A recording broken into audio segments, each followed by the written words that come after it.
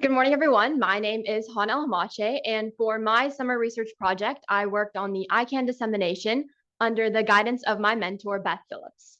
ICAN, which stands for Innovations for Choice and Autonomy, is a global multi-year project led by UCSF that helps women gain more control over their contraceptive choices.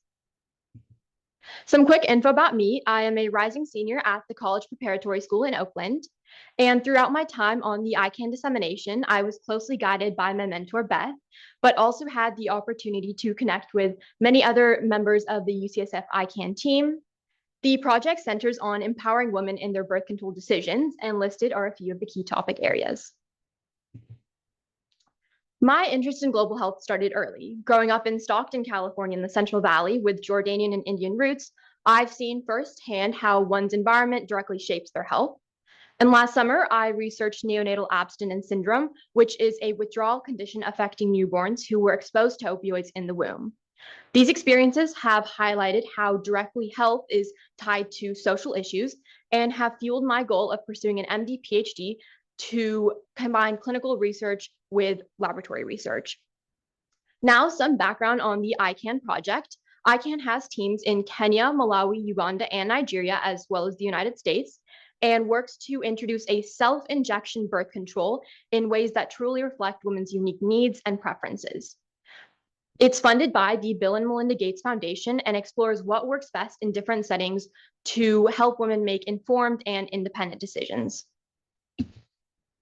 So this summer, I worked on ICAN's final phase, dissemination, which is basically sharing the results of the study out into the public to make them more usable and accessible. My main role was formatting study surveys, transforming the questions into clear and shareable tools to be housed on the ICAN website for anyone to access. I also helped organize the translations into languages like Hausa and Luo so that women everywhere can access them easily and more comfortably. One of the specific tools I worked on is the Preference Aligned Fertility Management Index, or PFM. It checks if a woman's current birth control methods matches her preferences. For instance, the first question asks, do you currently want to be using any method to avoid pregnancy? The second question asks, are you currently using any method to avoid pregnancy? If the two answers don't match up, that signals a potential gap in access or support. I also helped with the Agency and Contraceptive Decision Scale, which looks more closely at whether a woman feels in control in their own choices, and it factors in things such as the community or the family dynamics. The scale was originally 100 questions, but is now condensed down to 15. And it essentially asks, one, do you have agency? And two, do you have the ability to act on that agency? Another key part of my work was preparing these tools for a global audience. That involved organizing translations into languages like Hausa, Igbo, Luo, and Lusoga, and checking for any missing pieces, sending them to the teams in the region. The goal is to ensure that women everywhere can access and understand these tools in their own preferred language.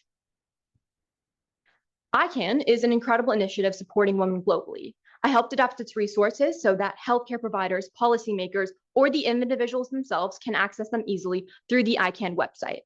A core part of the project is listening directly to women through interviews and conversations so that the solutions truly reflect their specific needs. Disseminating the information is crucial as it widely helps ensure that the research conducted over the course of the 5 years leads to real impact. A big takeaway from this internship is centering the individual. Real change comes from working with communities, not just for them. It's not enough to just provide the resources, but people also need to feel heard and respected and included in the decision-making process. Through the SRGH lectures, I've learned so much. For instance, I remember Dr. Madhavi Dandu's talk on cultural humility and how acknowledging power imbalances is key to meaningful and lasting change, which is something I'll keep in mind for future conversations. We've also had amazing guest lecturers from climate scientists to communications experts who have showed me just how interdisciplinary global health is.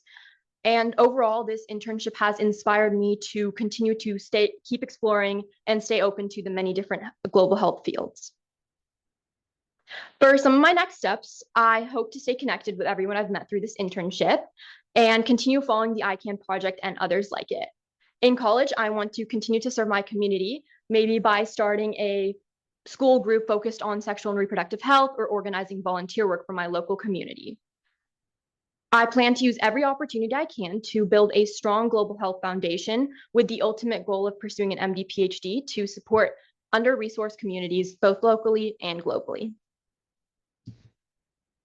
I want to end with some thank yous. First and foremost, a big thank you to my amazing mentor, Beth, for always making time for me and including me in all of ICAN's work. I also want to thank some UCSF ICAN team members who shared their career insights and time with me during the informational one-on-one sessions. And I also want to thank the entire SRGH team, especially Chris, Sun, Lami, Dr. Dondu, Max, and Azul for creating such an inspiring program. And I also want to give a quick shout out to my school mentor from college prep, Cameron, who came to watch me. Yeah, and if anybody's interested, here are some references I used. The first is the ICAN website, and the second two are the papers for the validations of the two scales I worked on. Thank you all.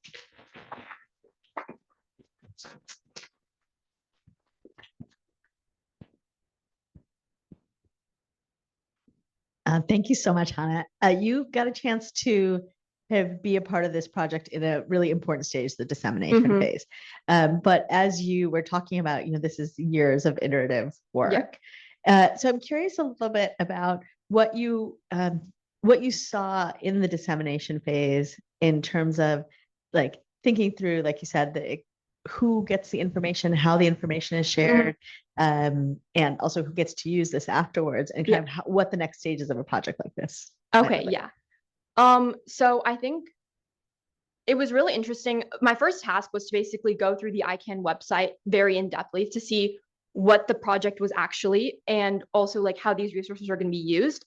And so what's interesting about these resources were that they were created after these interviews to see what women in the 4 countries that I mentioned actually need. So something called in-depth interviews were conducted, and the whole project and these measures were centered around that. So I think these measures are results of that, and I think like seeing how they will be used. I mean, I guess they're going to be housed on the ICAN website, and anyone can access them. And yeah.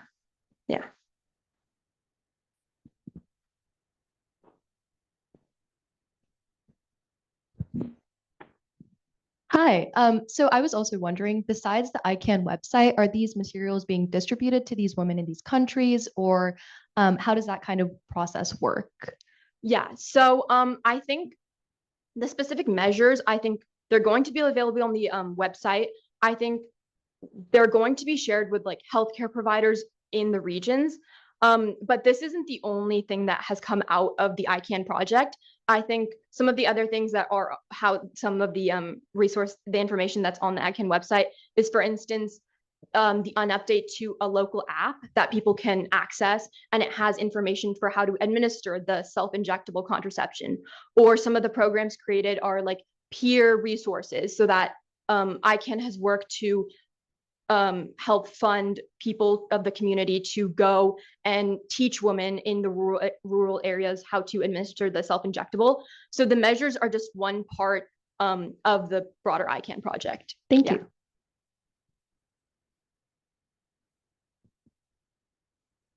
Hi, great job.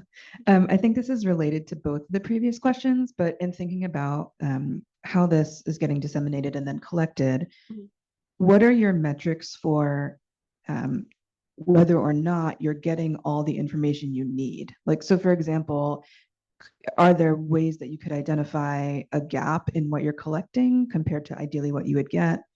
And then follow up on that, whatever those metrics of efficacy of information collection are do we believe those metrics to be universally applicable, like this country, that country, this population, that population? Basically, how do you know that you're learning what you actually want to be learning or need to be learning? Yeah.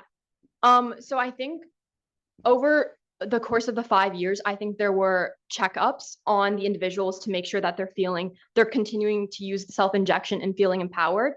Another way to like follow up is that towards the end of the study, like mystery client interviews were conducted, so that people who were affiliated with ICAN went as potential women interested in the self-injectable into their healthcare provider's office and saw the treatment that they were getting, and whether like a woman in that scenario would be getting the treatment that they want.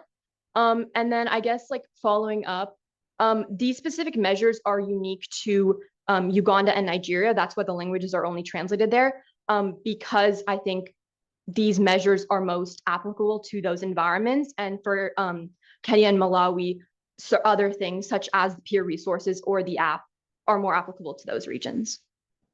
Thank you.